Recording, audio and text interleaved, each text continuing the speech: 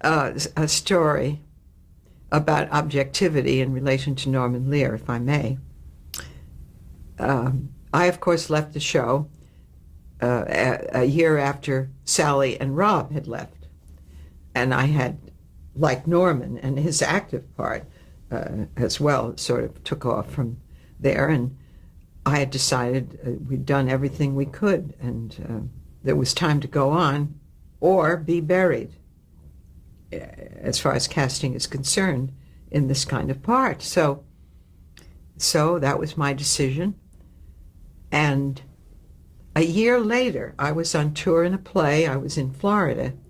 Call came from Bud Yorkin and then from Norman that his show called Archie Bunker's Place, which went on for 4 years, Carol chose that, they wanted to expand the stories, get him out of the bar where it was usually set, and have him date women so they have a greater variety of scripts.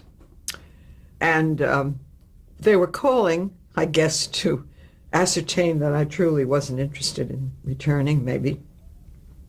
And did I mind? And I said no to Bud. No, of course not. And then Norman called, and he said that they had been having meetings with CBS, and he was the last one to. He could not say yes to allow Edith to die, you see, in a script, so that Archie could get on with his life. Well, Norman said on the phone, I cannot, I just haven't been able to say yes to this. So I brought it down to this. I said to Norman, you realize, don't you, she is only fiction. There was a long pause, and I thought, I've heard this dear man that I love so much. And then the voice came back, to me, she isn't.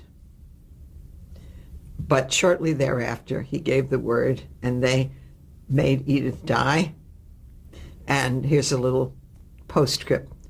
I was in Winston-Salem to attend and play a part in the reopening of an old theater down there, which they were naming after Roger Stevens.